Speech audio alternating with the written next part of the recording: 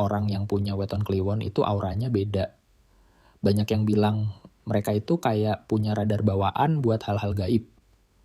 Tapi karena itulah ada 5 tempat yang menurut kepercayaan Jawa sebaiknya dihindari dulu sama orang yang lahir di weton kliwon. Bukan karena menakut-nakuti, tapi untuk menjaga keseimbangan energi. Sekali lagi, ini bukan kebenaran ilmiah, tapi bagian dari budaya dan kepercayaan turun-temurun. Kalau kamu penasaran, tonton sampai habis karena bisa jadi ini penting buat kamu atau orang yang kamu kenal.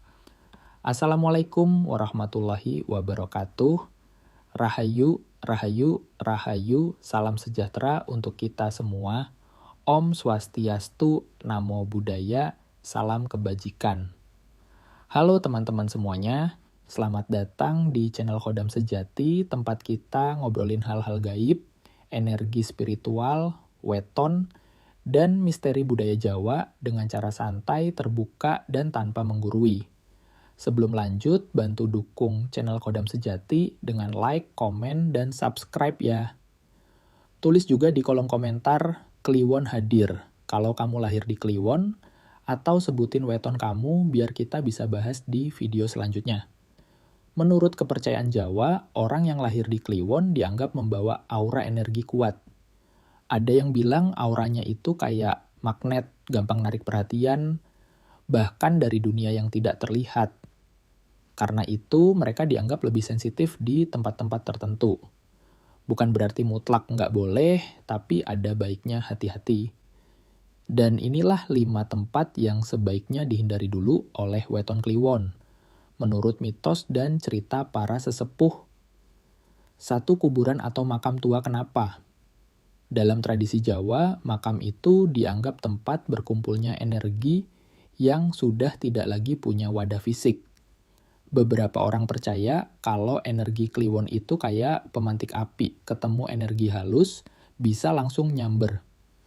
Konon orang Kliwon gampang, merasa merinding tiba-tiba pusing mimpi buruk setelah pulang, atau malah merasa seperti diikuti, bukan berarti nggak boleh datang ke makam keluarga ya, tapi hindari berlama-lama sendirian di tempat seperti itu. Sekali lagi, ini mitos budaya, jadi ambil sisi kehati-hatiannya saja. 2. Perempatan jalan atau pertigaan besar. Perempatan dalam kepercayaan Jawa itu kayak simpang energi, bukan cuma simpang jalan, tapi juga simpang dimensi, tempat lalu lalangnya makhluk halus sesuai cerita masyarakat. Energi orang Kliwon yang sensitif bisa bikin bingung ambil keputusan, was-was nggak jelas, atau gampang kelepasan omongan yang disesali. Makanya, kalau lagi sendirian tengah malam, sebaiknya hindari nongkrong di perempatan, apalagi yang sepi. 3. Pohon tua yang terlihat angker. Pohon yang besar dan tua sering disebut sebagai tempat bersemayamnya penjaga alam tak terlihat. Bukan pohonnya yang menakutkan, tapi energinya yang dipercaya kuat. Orang Kliwon katanya gampang nyetel, kayak radio. Ketemu frekuensi yang pas, langsung tersambung. Dampaknya, badan mendadak capek, pikiran pengap, atau merasa ada yang memperhatikan. Kalau lewat, cukup hormat saja. Dalam hati bilang permisi, lanjut jalan. Jangan sok menantang. Jangan asal duduk di bawahnya terlalu lama. 4. Kamar kosong atau bangunan tak berpenghuni. Tempat seperti ini energinya stagnan, nggak bergerak. Dan justru karena hening itulah, menurut mitos, lebih mudah jadi penumpang bagi energi halus.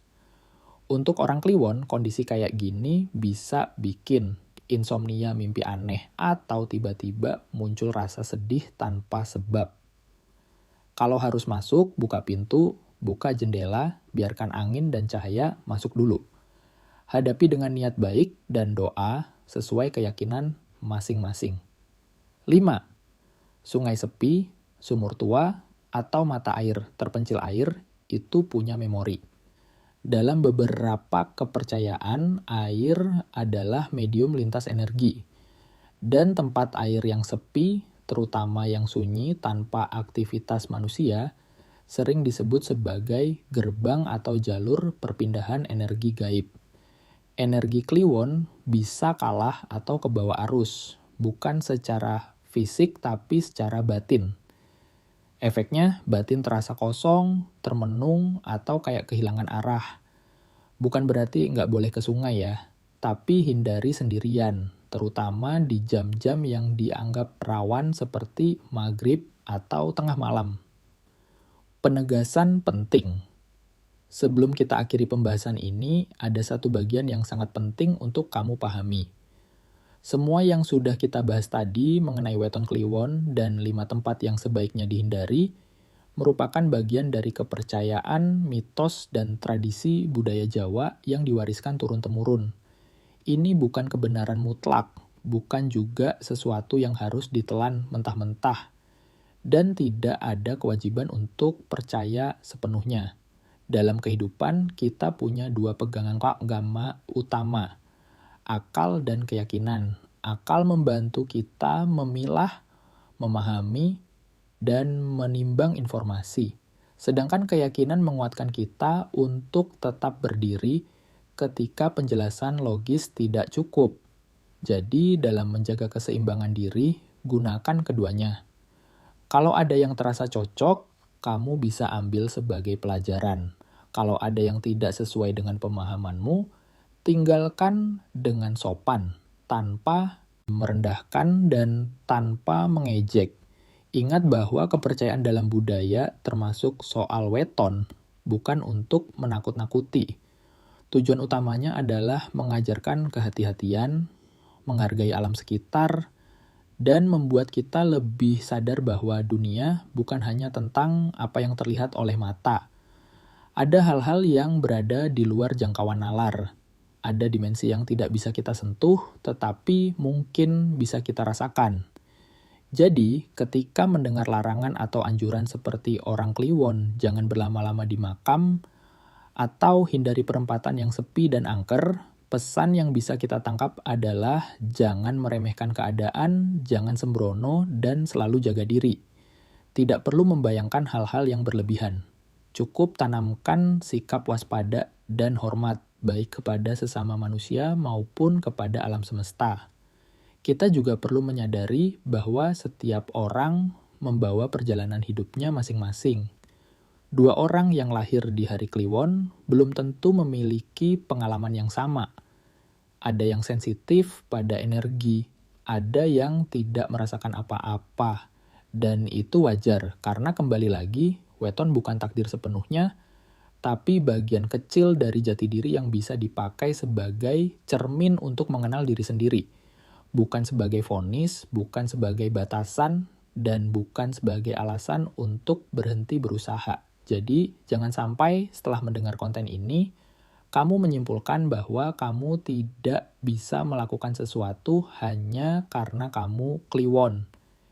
Jangan sampai kamu takut pergi ke tempat tertentu padahal kamu punya tujuan baik. Dan jangan sampai rasa takut dari mitos menghentikan langkahmu.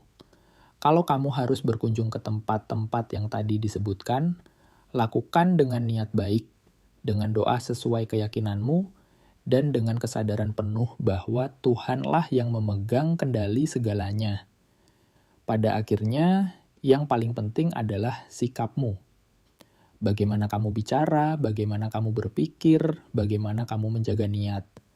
Kalau niatmu baik, perilakumu baik, dan kamu selalu menghadirkan Tuhan dalam hatimu, maka tidak ada tempat, tidak ada hari, dan tidak ada energi apapun yang bisa mengalahkan perlindungan Tuhan kepadamu.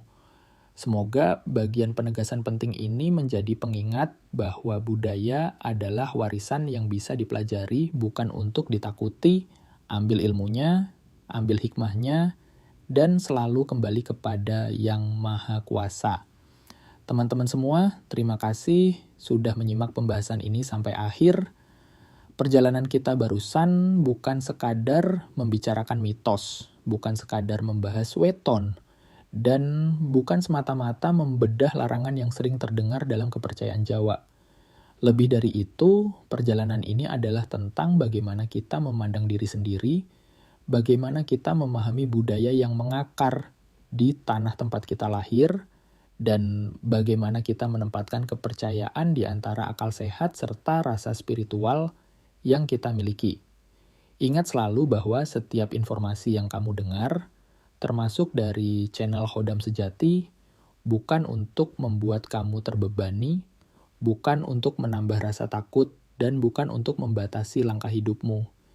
Justru sebaliknya, kami ingin kamu semakin paham dan berani menghadapi dunia dengan kepala tegak, sambil tetap menghormati apa yang menjadi bagian dari sejarah dan adat nenek moyang kita. Kalau hari ini kamu merasa mendapatkan pelajaran, ambillah bagian terbaiknya. Kalau ada yang belum kamu pahami, simpan dulu, renungkan, biarkan waktu membantumu menemukan jawabannya. Jika ada yang bertentangan dengan keyakinanmu, tidak apa-apa.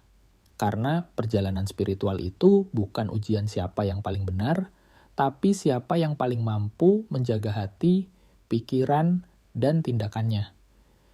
Kita tidak pernah tahu seberapa panjang umur kita. Kita tidak tahu tantangan apa yang menunggu, tapi kita bisa memilih sikap. Kita bisa memilih untuk tetap berjalan dengan hormat. Kita bisa memilih untuk tetap percaya bahwa Tuhan selalu bersama kita, dan kita bisa memilih untuk tidak meremehkan apapun yang ada di sekitar kita, baik yang terlihat maupun yang tidak terlihat. Mungkin kamu kliwon, mungkin bukan. Mungkin kamu percaya weton, mungkin tidak. Semua itu tidak membuat kamu lebih tinggi atau lebih rendah dari siapapun. Yang membuatmu berharga adalah bagaimana kamu memperlakukan sesama, bagaimana kamu menjaga ucapan, menjaga hati, dan menjaga diri. Di channel Khodam Sejati, kita tidak memaksa kamu untuk mempercayai sesuatu. Kita hanya berbagi sudut pandang sebagai jendela yang bisa kamu buka kapanpun kamu ingin melihatnya.